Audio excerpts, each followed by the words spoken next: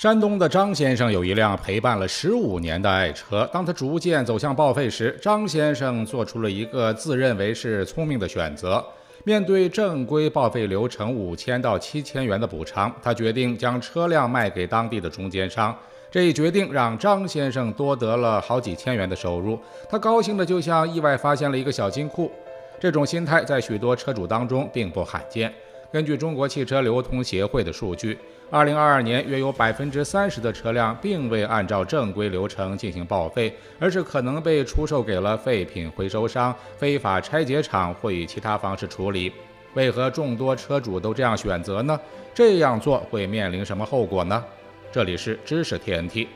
报废车辆虽然无法在上路行驶，但其中的零部件和金属材料仍然具有一定的市场价值。为了鼓励车主们选择正规报废流程，政府近年来也采取了一系列措施，如提高报废补贴的金额、简化报废手续等。然而，即便如此，仍然有很多车主觉得通过其他途径处理车辆更加的方便且划算。这反映出在报废车辆问题上，车主们的实际需求和政府的政策引导之间仍然存在一定的差距。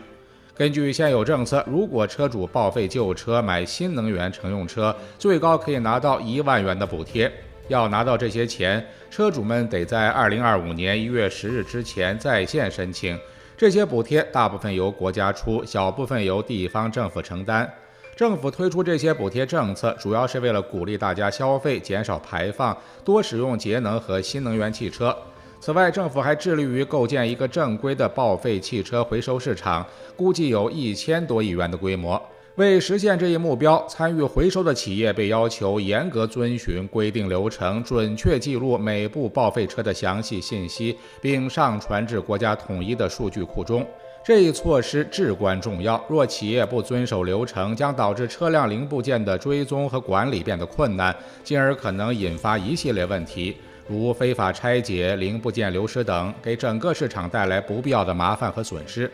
在中国，要报废车辆，车主得走一整套相当繁琐的流程。首先得带上身份证、车辆登记证和行驶证等文件，到当地车辆管理所递交申请。车管所会检查车辆，确定它符不符合报废的条件。等车辆检查通过后，车主需要把报废车辆送到指定的回收企业去拆解和回收。最后，车主还得再去车管所办理注销登记手续，才能够拿到报废证明。这一整套流程下来，车主得来回跑几趟，费时费力，还得花点运输费和手续费。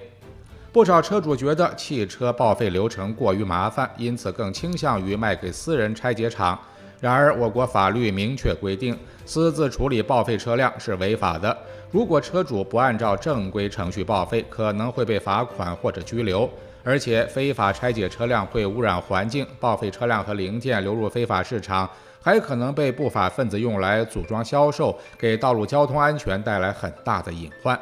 还有些非法的拆解厂在处理报废车辆时完全不考虑环保，导致当地的土壤和水资源被严重污染，居民纷纷投诉。据交通运输部统计，到2022年，全国有大约20%的报废车辆没有通过正规途径处理，非法拆解和私自处理的现象依然存在。在中国，一旦汽车行驶里程达到60万公里，就必须交由具备相关资质的企业进行拆解和报废处理。在这一过程中，车辆的核心部件如发动机、转向器、变速器、前后桥以及车架都将作为废金属进行回收，以实现资源的循环利用。若车主选择不按照正规程序报废车辆，将会面临法律的严惩。根据中国法律规定，私自处理报废车辆或将其出售给非正规拆解厂的车主，将面临数千至数万元的罚款。严重违反报废规定的车主还将面临拘留的处罚。交通管理部门有权利扣留这些被非法处理的报废车辆，这样车主不仅车没了，还得承担法律责任，并且如果非法拆解车辆造成环境污染，环保部门还会额外罚车主一大笔钱。所以车主们还是要按照正规程序去报废车辆，于公于私，这样做最好。这样不仅是为了遵守法律，更是为了保护公共安全和环境。没有经过专业测试的报废车辆会有很多安全隐患，比如刹车系统或其他的机械问题，会大大增加事故的风险。2020年，江苏发生了一起令人震惊的交通事故，5人死亡，20人受伤。事故调查发现，肇事车辆竟是一辆非法拼装的报废车，其刹车系统存在严重故障，导致多车连环相撞。经查，这辆车的零部件多来自不同的报废车辆，安全性能极差。把报废车辆交给没有资质的企业拆解，还有可能带来其他问题。在非法拆解过程中，会产生很多污染物，比如废机油、废电池等。2019年，河北某市一家非法拆解厂因为缺乏专业处理设备，导致废机油和其他有害物质直接流入附近河流。环保部门迅速介入，对这家拆解厂处以50万元重罚。根据交通管理部门的统计，2022年全国因非法处理报废车辆被处罚的案例有数千起，罚款加起来超过3000万元。这些案例主要涉及到非法拆解、非法转卖和违规报废等行为。从2018年到2022年，全国因为非法拆解报废车辆造成环境污染的事件有近100起，相关责任人都受到了处罚，有的还被追究了刑事责任。所以大家一定要按照规定报废车辆，别给自己找麻烦。而作为车主，在报废之前，最好提前了解一下当地的报废流程和所需要的文件，这样就不会因为信息不畅而耽误时间和增加费用了。